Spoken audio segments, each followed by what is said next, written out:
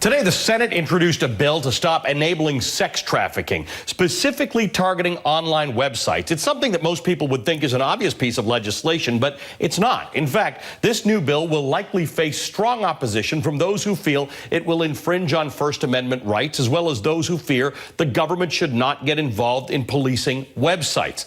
See, this all came about because of Backpage.com. It's an online marketplace where you can sell things, but not everybody was looking to sell a bike or old clothes. Instead, some people started selling people, human trafficking.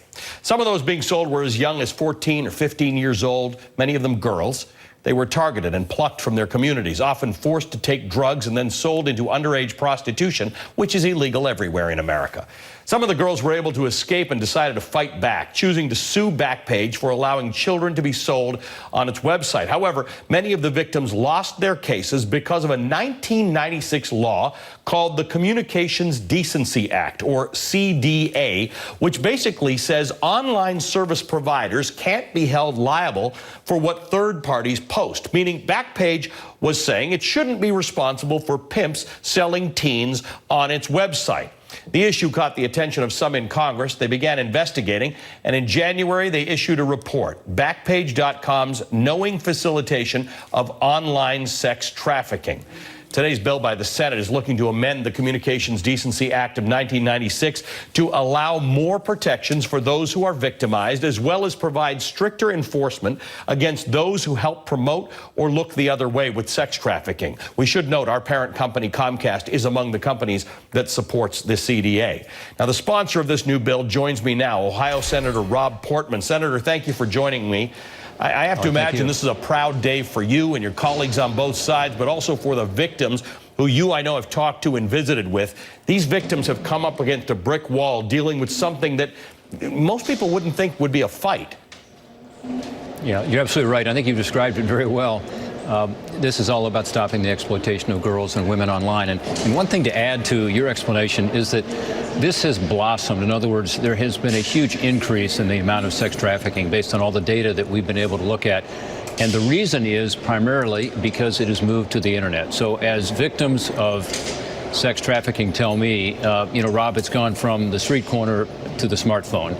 And the smartphone and the internet side of this thing has caused this huge increase. So this is a problem that has to be addressed. You're right that the women and girls who have attempted to seek justice have been blocked by this Communications Decency Act. It was never the intent of Congress to block them getting the justice they deserve from companies that knowingly facilitate sex trafficking. And that's what our legislation does. In fact, one of the courts, the First Circuit Court of Appeals, actually called on Congress to do exactly what we're doing. 47 attorneys general around the country, almost every state has written in and saying, please give us a little help here.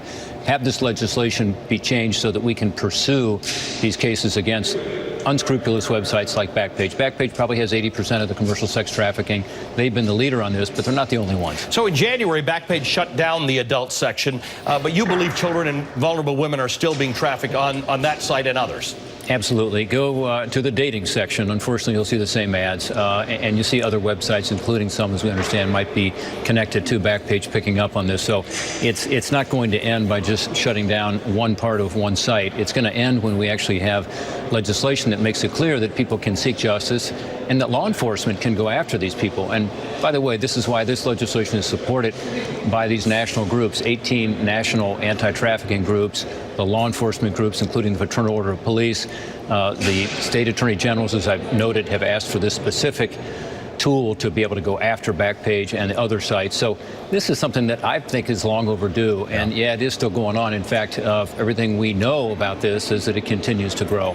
Senator, you're mentioning these state attorney generals who have tried to bring cases and continue to get stymied by the Communication Decency Act. Your committee, the Senate Permanent Committee, Subcommittee on Investigations, reached out to the Department of General and the Attorney General of the United States about Backpage, asking them to investigate. Has the DOJ gotten back to you? And do you think they have a role in this? I do. I think the Department of Justice has a role because this is a national issue and it crosses state lines.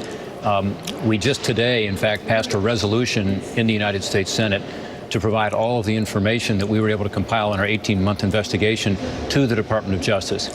And Ali, as you know, we went through a long process here to get the information. We had to actually hold the company in contempt of Congress, first time in 21 years that has happened.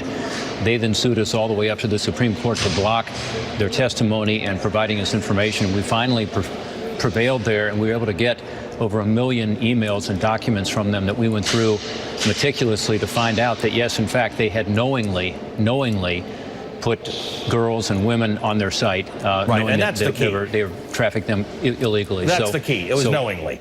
Yeah, knowingly. And we hope the Justice Department will take it up. But if they don't, this legislation would also provide for the state attorneys general. As you said, it's bipartisan. There's a similar bill in the House. There's a lot of backlash, though, from the major tech companies worried about what regulation might do to their companies or platforms. You're a Republican. You support the free markets. You are in favor of less regulation. How do you calm the concerns of those who say that this is too much regulation of the Internet?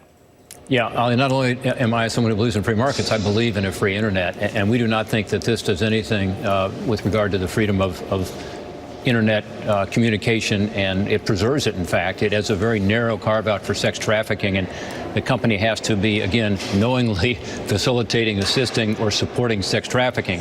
So the companies that have complained about this, none of them would be affected, in my view, and in the view of people who have looked at this from all different angles from a legal perspective. So I'm not quite sure what the concern is, because I would think everybody in America would want to be sure that the Internet is a place where girls and women and others are not sold online. One quick story, we had a person testify at our hearing whose daughter had been missing for 9 months. She calls Backpage because someone tells her that she ought to look on that site for her daughter, which she does. She finds the photo of her daughter, 14-year-old girl. She calls and says, "Oh my gosh, after 9 months of my daughter going missing, I found her on your site. Thank you for closing down that ad." And the response she got from Backpage, "Did you pay for the ad?" She said, "This is my daughter, 14 years old. Of course I didn't. If you didn't pay for it, you can't shut it down." Well, this is so she continued to be exploited. So this is the kind of people we're dealing with here. I don't think anybody supports that, and I think we've worked with the tech community a lot on this. We've come up with very narrow language. It's, as you know, it's far more narrow than the House language, as an example. And I think we've addressed their concerns, but we've got to move forward with this. It's not an assault on girls and women are exploited. It's not an assault on the Internet in general. I want to play part of a documentary that you're in. It's called "I Am Jane Doe," talking about the role that drugs play in all of this. The easiest way to control these girls is through the use of narcotics. And what we primarily see is meth and heroin, which they call the leash. We typically see the recruiting process happen at methadone clinics.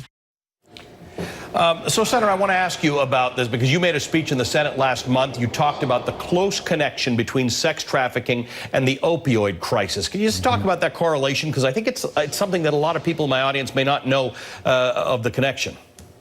Yeah, Ali, earlier I talked about the fact that the Internet, sort of the dark side of the Internet, has caused this big increase in sex trafficking and really the efficiency of this horrendous crime.